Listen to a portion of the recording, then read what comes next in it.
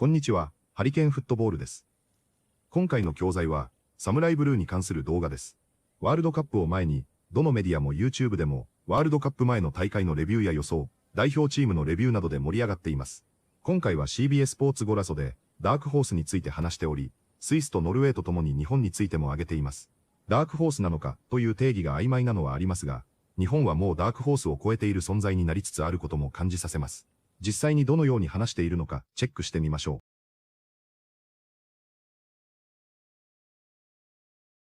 う。On the track, it's hard to pick a winning horse. Picking dark horses in football is really tricky. Yeah. This is not easy.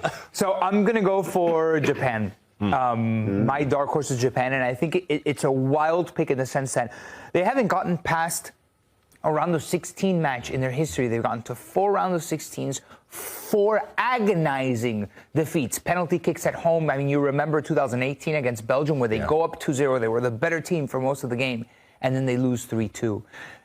That's a massive hurdle that they must get over. That's like the benchmark for this Japanese team that's on a roll. Like, talk about form going into a World Cup. I feel like there's no other team in the world that's more informed than Japan.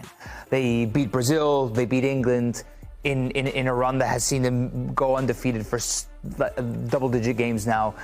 They have an identity. They have guys like Kaoru Mitoma, Yunya Ito, Ayase Ueda, who scores goals for fun at Feyenoord, Daichi Kamada, who's kind of running the show at Crystal Palace in the midfield. I wonder who he's going to be paired with. But I feel like everything is kind of coming together at the right time for this Japanese team to make a run. Like, is Japan in the quarterfinals a dark horse run, or you need them to go even further? Oof, that's a good question. Do you dark horse, to be a dark horse, would you have to say how far have they got in the tournament previously? I agree with and maybe even in their history, right? Like Costa Rica getting to a quarterfinal, we mentioned them. That's massive, They were penalty kicks away from playing Argentina in the semifinals of the World Cup. I agree with everything you say. I think Japan are a really good, well-organised side. They've got great technical ability. I think you make a convincing case. I think they're a decent team. In fact, you've made such a convincing case, I'm not sure they're dark horses.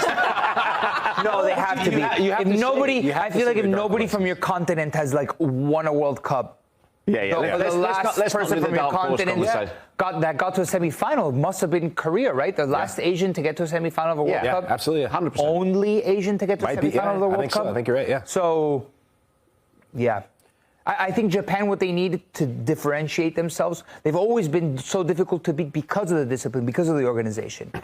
Who's going to go out there and be the guy in the big moment when it demands it? When everything is demanded in a moment? I wonder. Yeah, look, I mean, they have a Copa del Rey winner in Takafuse Kubo. Yeah, they do. This seems like this could be his World Cup, Conference League winner perhaps in a couple of weeks with Daichi Kamada? Yeah. I mean, we did the spotlight on this Japanese side, and just their pedigree. They don't fear any team they play against, and some of the groups that they've had in previous World Cups, for the fact that they find ways to get it done.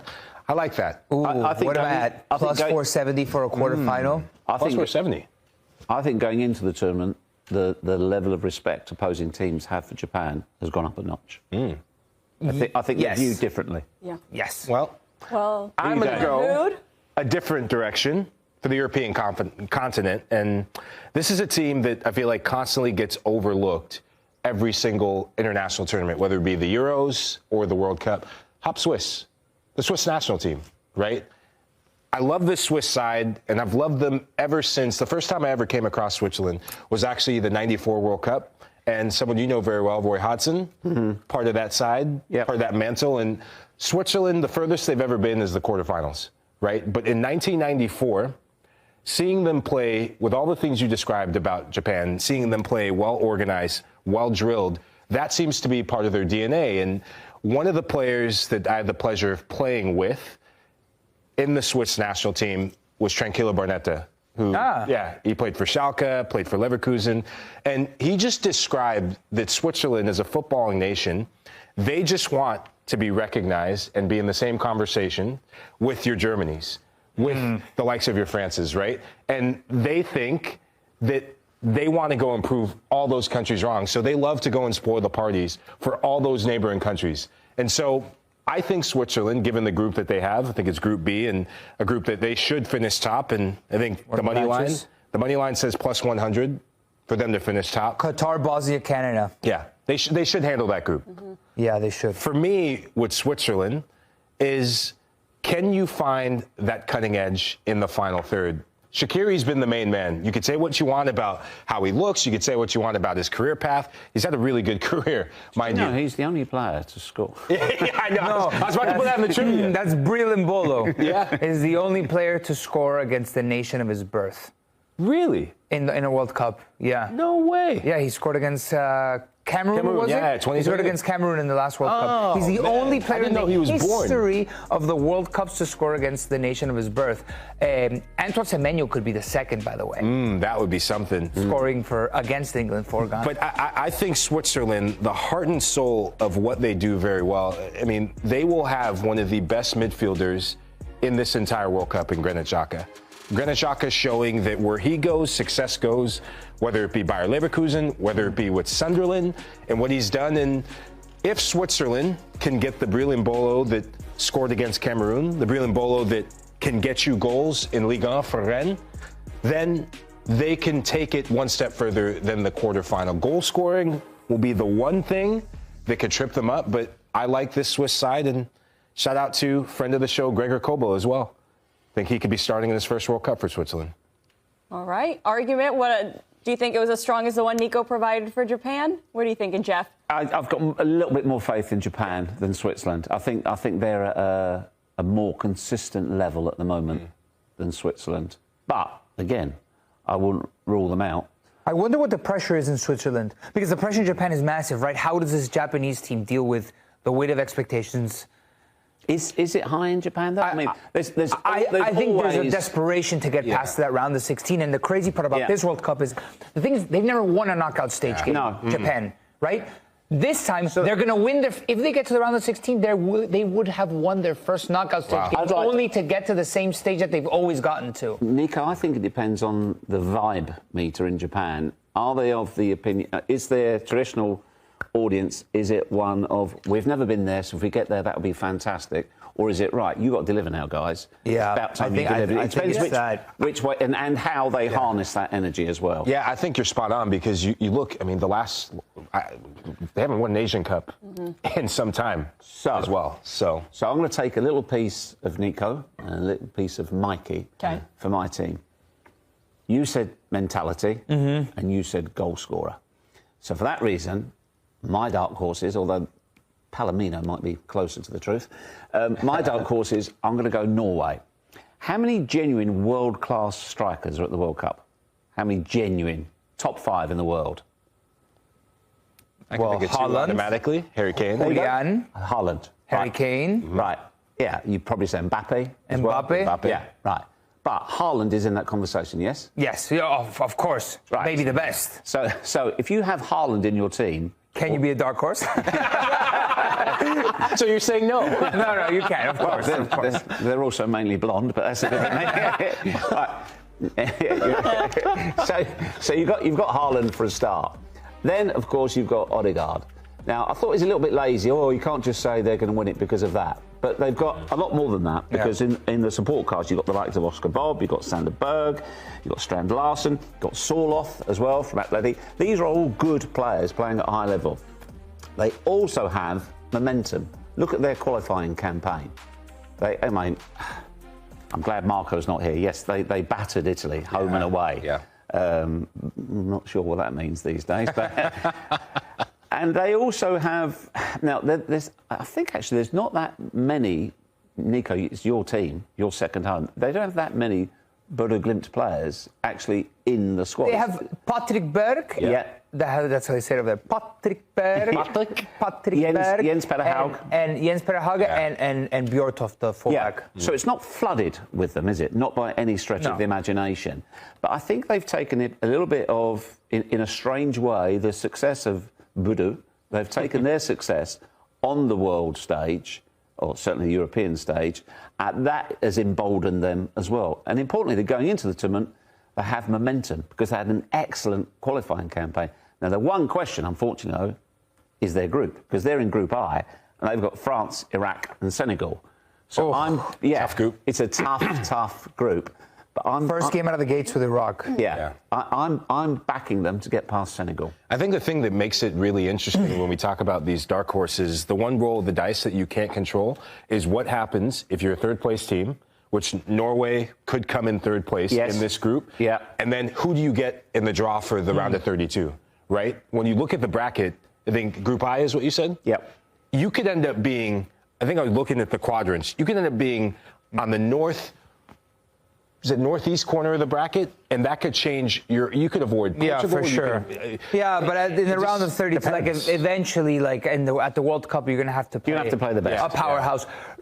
When I was in Norway, I asked them like, what happened, because Norway hasn't been back to the World Cup since 1998. It's kind of like gone missing, especially almost from Euros. They qualified for the next Euros in 2000, and then they haven't played a major tournament since. And they've had bad luck, which is a massive component, but you can't have bad luck for like 20 years.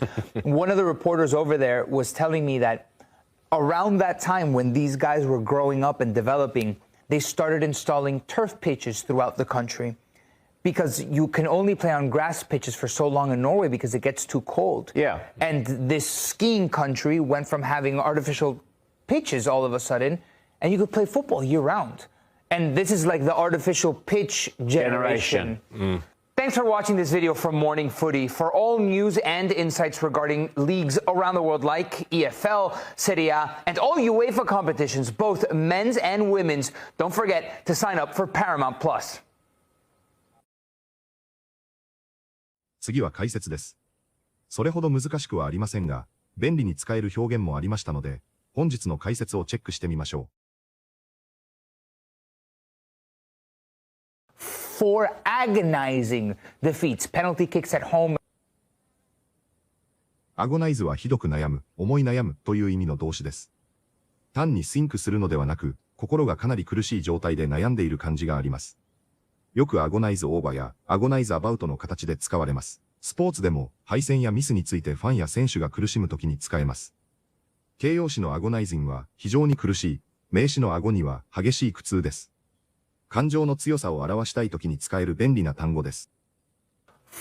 For agonizing defeats, penalty kicks at home. For agonizing defeats, penalty kicks at home. That's like the benchmark for this Japanese team that's on a roll.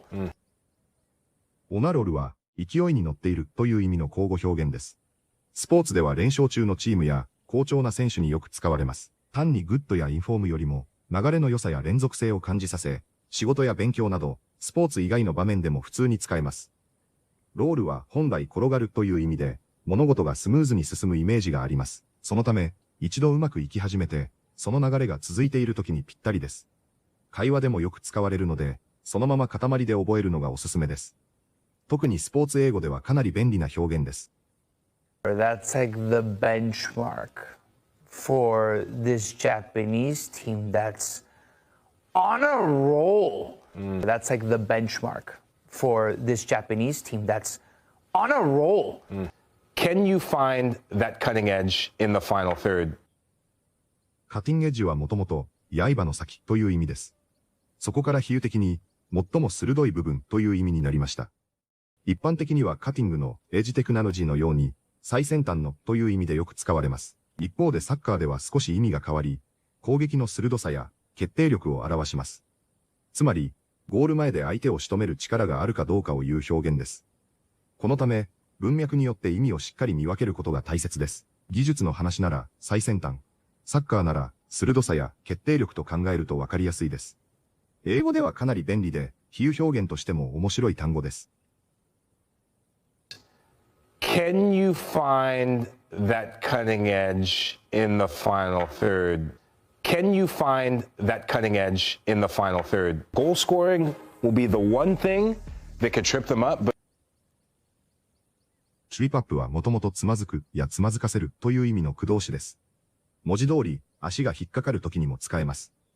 ただし会話やスポーツでは比喩的に使われることがとても多く、その場合は失敗する、足を引っ張る、崩れる原因になるという意味になります。